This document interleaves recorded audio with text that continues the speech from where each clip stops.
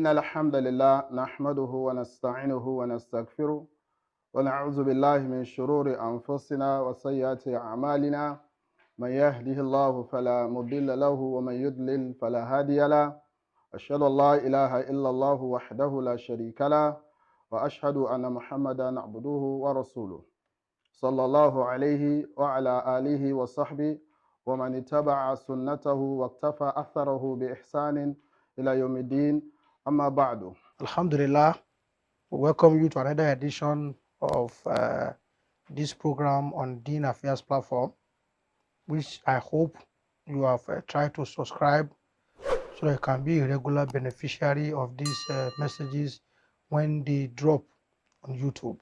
May Allah subhanahu wa ta'ala make it beneficial to all of us and count it as one of the things that will qualify all of us for His paradise. Talking of paradise, we are in the festive seasons of the Nosoro, the Christians. A period in which the non-Muslims usually celebrate their festivals. And usually during this time, many non-Muslims, they go haywire. Primarily, they say, it's a festive season. Everybody is celebrating. What is wrong in celebrating with those who are celebrating? So you will see Muslims, in some cases, they even do more than the people that are celebrating the festivity they have called the birthday of Jesus Christ. I remind myself and my dear Muslim brothers and sisters with regards to some of the things they should avoid during these non-Muslims festivals.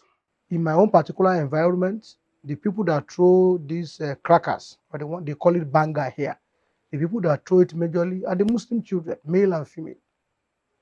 Are you with me? Those among them who are adults, they are the one that will first greet people, Merry Christmas, Merry Christmas. And those who are among them who do not greet Merry Christmas, Merry Christmas, when they are told compliment of the season or Merry Christmas, they are very, very quick to respond to this greeting, usually because they say they don't want to offend the sensibilities of these Christians who are claiming to celebrate Christmas. There's no doubt that the Sharia of Al-Islam has prohibited celebrating any other forms of festivals apart from the Eid al-Fitr and Eid al-Adha. Every other celebration or every other festival, a Muslim is prohibited from partaking in it. When the Prophet sallallahu alaihi wasallam, when he migrated to Medina, he met the people there celebrating. The Jews are among the people that populated Medina. He met them celebrating their own festivities, and he told the Muslims that we have our own festivities, Eid al-Fitr and Eid al-Adha. Eid al-Fitr is the festival of the breaking of the fast, while Eid al-Adha is the festival of sacrifice to commemorate the grace that Allah subhanahu wa ta'ala gave to Ibrahim when he prevented him from sacrificing his child to him. And to cap it all, usually, the Christians, they will celebrate by slaughtering fowl. And they don't slaughter fowl like we slaughter during our own festivities. Neither do they slaughter cow. What do they slaughter? They slaughter chicken. They slaughter hen.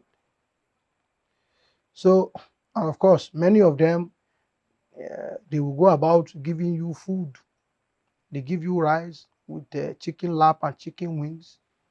And both adults and the young ones, they are very, very happy to consume this. Very, very happy. In fact, some will have been salivating, waiting for the arrival of it. And then this one is not particularly common again, but it still occurs. Children are taken to for their Christmas. The Muslims, they are taken either by their Christian neighbors or the Muslims themselves, their own parents, Muslim parents, will take them to go and put them for their Christmas, and they will collect a gift from there. Among the things that Muslims should avoid as a matter of an obligation during these non-Muslims festivals is we must avoid doing the same things that they do. During their festivals, the non-Muslims they put on new clothes, they hold parties and cook food for these celebrations. The Muslims too must also avoid partaking in these festivals by putting on clothes, by cooking food, and showing happiness with the season. If a Muslim is prohibited from celebrating these festivals, then it also means that he has also been prohibited from doing the same thing that the non-Muslims are doing. If you don't attend the festival, you don't go to places where they celebrate their festivals, then it's also uh, unlawful for you to do the same things that they are doing in their houses, in your own homes as well. This practice has been going on for long, and it's a practice that should stop. It's a practice that we have to discontinue. The Muslims has no business. The Muslims have no business in the celebration of Christmas, including the New Year. So the Muslim must not imitate the non-Muslims in this their festive period. So we must avoid those things that they are doing during this festive period. Some Muslims don't go to the places in which the non-Muslims celebrate these festivals, but they sit back at home and avoid going to work, close their shops, and cook food, slaughter animals in their houses in the name of this celebration. This is unlawful. It is haram for Muslims to do this type of act. They do not celebrate our own with us. So why should we celebrate their own with them? Why are you not satisfied and contented with your own the same way they are satisfied and contented with their own?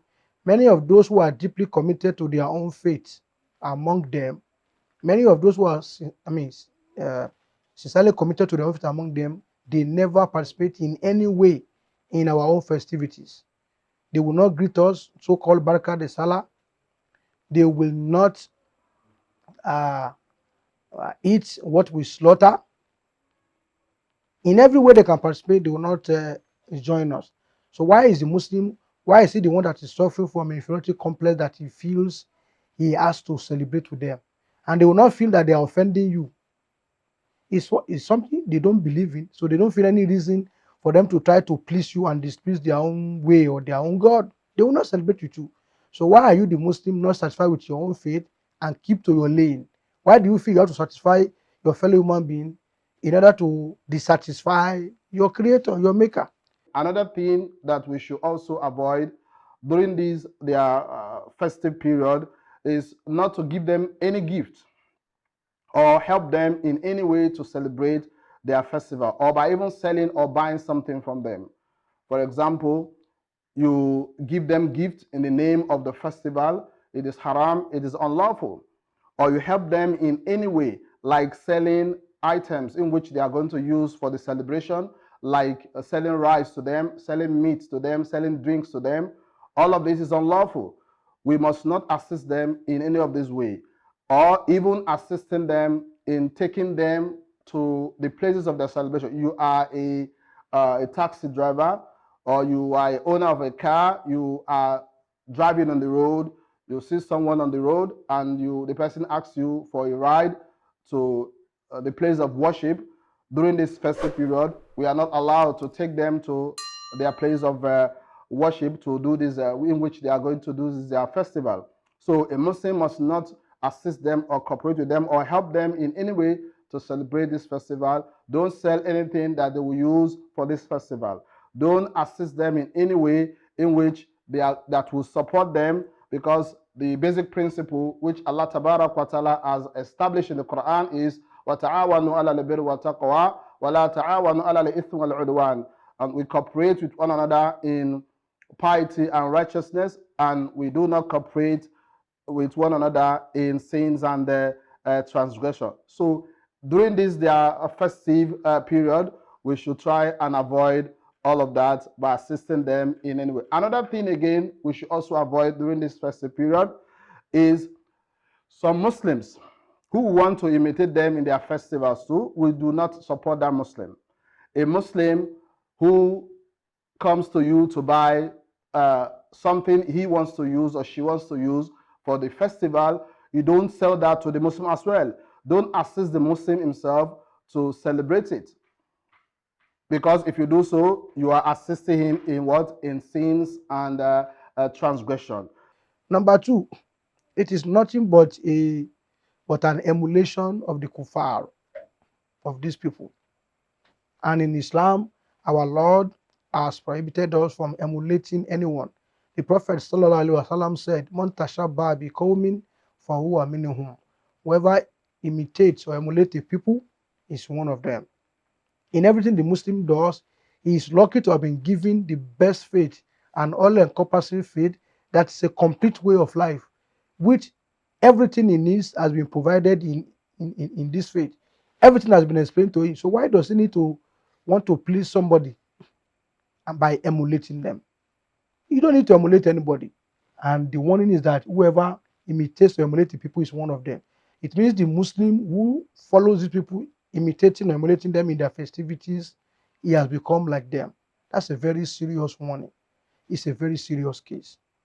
And another thing we will not fail to mention that Muslims should also try to avoid is accepting gifts from them during this their festive period. A lot of Muslims have been tempted, a lot of them have been tested during this period with the gifts from the non-Muslims. Frequently or annually, Muslims will always want to ask, what is the ruling on accepting the gift of the non-Muslim during their festive period? Some of the ulama have said it is completely haram for Muslims to accept gift from them. And some have also said it is allowed for you to do so, while some have also taken the middle course by saying if what they are giving you does not involve a Sharia prohibition, then you can accept it. This is the view of Sheikh Muhammad Salih Al-Uthaymeen, rahimahullah. He said, if what they are giving you does not contain Sharia prohibition, you can accept it. And what does the Sharia prohibition means? That they do not believe that you are pleased with what they are doing. If they give you a gift and you accept it willingly, happily, and they feel that you are happy with what they're doing, then this is not permissible. This is haram. So on the basis of this, the only way which you can prove to them that you are not pleased with their festival is to let them know by saying, I don't believe in your festival, I don't celebrate your festival, I only accept it because of this, because of that, but I don't celebrate your festival and I don't believe in your festival. If you can do this, make them to know that you don't believe in their festival, you don't support their festival, then the Sheikh said you can collect it. Then number three, look at even the festivity. From their own side, it has no basis. There is no agreement among them. In fact, there is no proof, not just among them, there is no proof that Jesus was born on the 25th day of December. They know that it is not true. So what they are doing, the day is not the day Jesus was born. Even if it was the day Jesus was born and it is not, there is no textual evidence from their scripture that tells them to celebrate it. So what they are doing has no basis, is baseless. Why will you, as a Muslim who have been given guidance on everything, why will you join them in celebrating something that has no basis in their faith and that is not founded in reality? That is, it's almost like foolishness or stupidity for a Muslim to participate in this thing. And many of their religious figures have declared it to be nothing but idolatry. And that's what it is. Many of the Protestant churches, many of the Pentecostal churches, their leaders, like Seventh-day Adventists, they don't do. Deeper Life do not do. God Kingdom Society, they do not participate. Jehovah Witness, they don't participate. There are about 5 or 6 of their denominations that don't participate in it. And they have brought evidences from their own book to say, these things, you must not participate in it. Some years back, Pastor W.F. Kumuyi, he called it idolatry. And they were trying to crucify him, those who like it. When they were commenting on his statement, they were saying that it is true that it is not in the Bible. And they were arguing that is it only something that is in the Bible that we must do? Forget that thing. It does not matter. This one, that one, because they know what they are doing has no basis, is unfounded.